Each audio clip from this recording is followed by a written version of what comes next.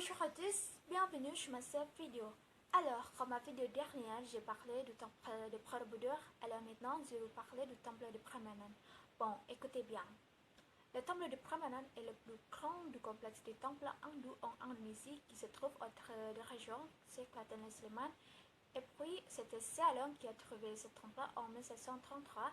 Et alors, la première restauration a été effectuée en 1918. Et puis c'est poursuivi en 1993.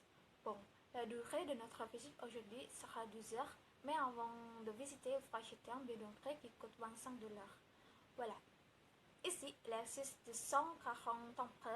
Et puis le premier, c'est le temple principal, où on appelle ça la Trinité, car ce temple est dédié pour les trois divinités. Ce sont le Brahma, comme le dieu de créateur, et puis Vishnu, le dieu de préservateur, alors Shiva comme le dieu de destructeur, ou étant que le plus élevé dans l'hindouisme, donc ça fait de ce temple comme le particulier temple en complexe de Brahmanan. Bon, le dernier nous impressionne par les 4 salles intérieures et puis les bas-reliefs de Ramayana. Premièrement, vous pouvez observer la statue de Shiva à l'est. Cette statue est dessinée comme un demi-dieu qui debout sur Yoni en forme de Padmasana.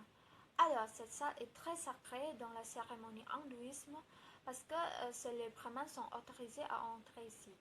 Bon, au sud de la pièce, il existe la statue de Gastya.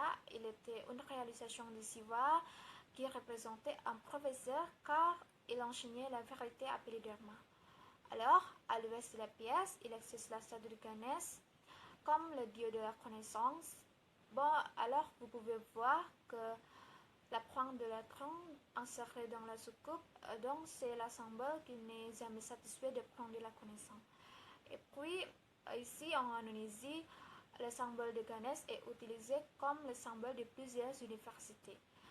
Et alors, au nord de la pièce, il existe la statue de Durga Mahishasumardini ou la statue de Horojongkang.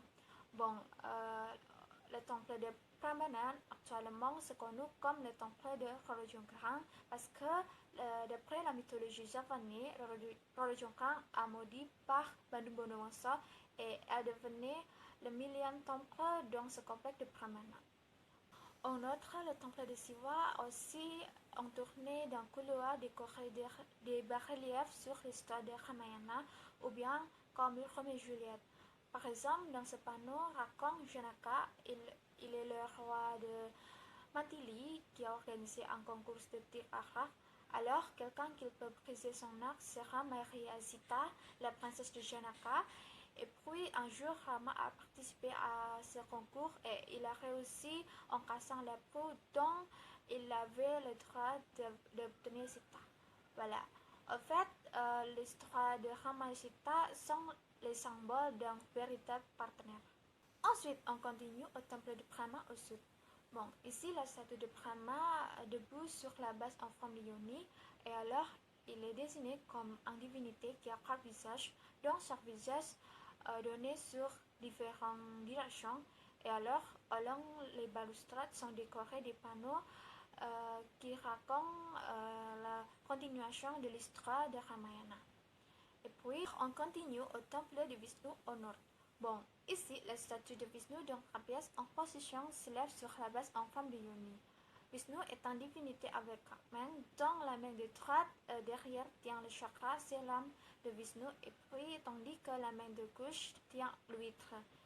Et ensuite, la main avant droite tient une masse, alors la main gauche tient une fleur de lotus. Bon, alors devant le temple principal, il y a 3 temples qui sont moins petits que les 3.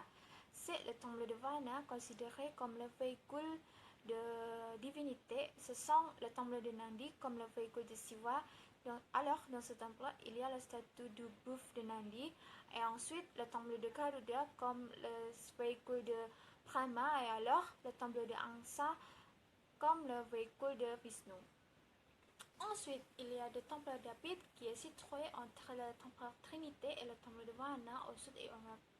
Oui, 4 temples d'équilibre dans le cadre de la direction du point cardinal, précisément au derrière de la porte d'entrée du cours ou dans le principal jaune.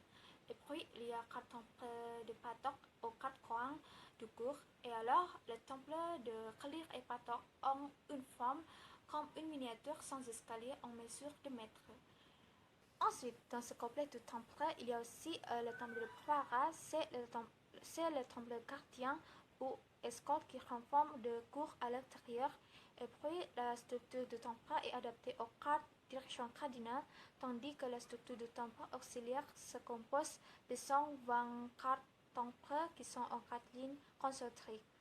Et alors, ceci symbolisait la caste et les membres de la caste n'autorisaient que d'entrer pour pratiquer dans ce temple. Bon, le profond du ligne c'est le mot pour Brahmana, alors l'extérieur du ligne c'est pour chevalier, Vaishya et Sudra. Voilà, c'est tout, merci et au revoir dans ma prochaine vidéo.